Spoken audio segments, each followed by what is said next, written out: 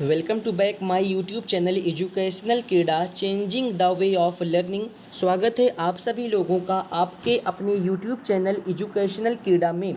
तो दोस्तों, जैसा कि आप सभी लोगों को पता है, आप सभी लोगों को स्क्रीन पर नज़र आ रहा होगा कि आज आप सभी लोगों का अभ्यास 19 का डिक्टेशन है। तो 19 का डिक्टेशन है 90 शब्द प्रति मिनट की गति से। तो चलिए ज़्यादा टाइम न लेते हुए डिक्टेशन को करते हैं स्टार्ट। बच्चों को हमेशा भगवान सर्वशक्तिमान के बाद सबसे पवित्र रूप माना जाता है, जो हमेशा खुशी, मस्ती, मासूमियत और आशा जगाने का प्रयास करने वाले समझे जाते हैं। एक देश के भविष्य का निर्धारण इस आधार पर होता है कि किस तरह से उस देश में बच्चों और महिलाओं के साथ व्यवहार होता है। आखिरकार बच्चे आशा की किरण होते हैं। एक मजबूती की आशा न केवल देश की अर्थव्यवस्था के लिए बल्कि देश के कुशल मानव संसाधनों के साथ जिनकी पहुंच भारत में शिक्षा के सिद्धांतों के साथ युग्मित अस्तित्व के लिए आवश्यक आधारभूत सुख सुविधाओं पर हो के लिए भी बहुत ज़रूरी है।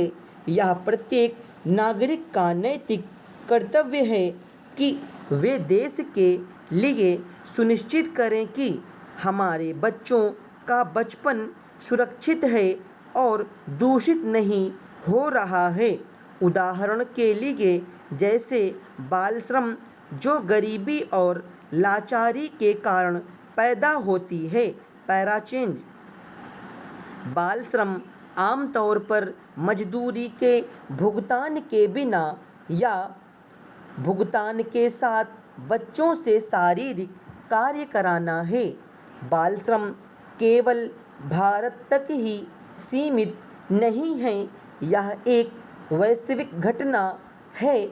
जहाँ तक भारत का संबंध है, यह मुद्दा बहुत ही पेचीदा है, क्योंकि भारत में बच्चे पुराने समय से ही अपने माता पिता के साथ खेतों में और अन्य प्रारंभिक कार्यों में मदद कराते हैं।